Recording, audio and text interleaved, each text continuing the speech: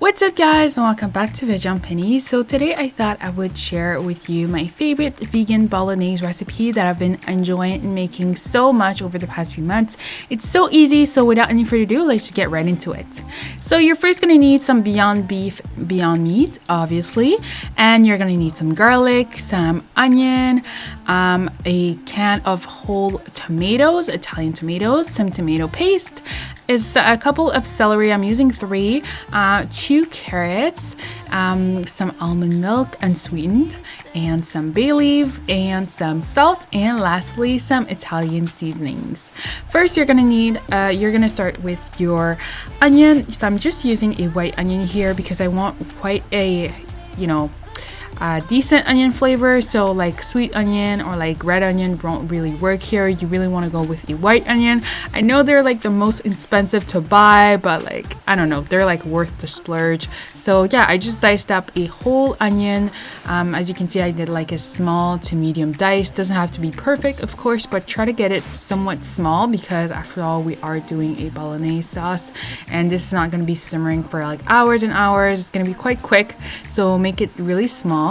Next, I'm also dicing some carrots. So I'm only using 2 just because I didn't have a lot of like meat, so I just wanted to keep the ratio of vegetable quite small as well, so it doesn't overpower the whole the ratios and stuff. So yeah, I'm just using a small to medium dice on the carrots as well. And then I'm using 3 celery stalks that I'm dicing up small as well. So it's just a lot of dicing, but once you get to cooking, it's so quick. So as you can see, I just put them all in the same bowl because they're gonna be going in the same pan all at once. So this is your base. Yeah, next I'm moving on to some garlic. So I'm using like 4 cloves here because again, we want quite a garlic flavor. We're doing an Italian dish, so of course we're gonna have some garlic. So I'm just chopping it pretty finely, as fine as I can get it, and I'm gonna put that in a separate bowl. So once my prep is done, I'm just gonna add 2 tablespoons of olive oil, my Beyond Beef meat. This is so much better than using the patties because the texture is just better for like sauces. I did use the patties and it just doesn't hold as well. So yeah, if you can get your hands on this, definitely go ahead and get the beef version that's already ground up like this because the texture is just gonna hold up a lot better in the sauce. So once your oil is nice and hot, you're just gonna throw in your base of vegetable, your meat, and once you mix it and fry it up for a little bit for about 5 minutes on medium high, you're gonna add in your garlic and you're gonna mix that in as well. Once your garlic has been in there for a couple of minutes, you're gonna go ahead and add some salt. So I'm using 2 teaspoons, not 2 tablespoons, 2 teaspoons of salt here. Then I'm going in with 3 tablespoons of tomato paste. And yeah, so this is really gonna depend how acidic your tomatoes are, but mine really were quite good quality, so they weren't really acidic.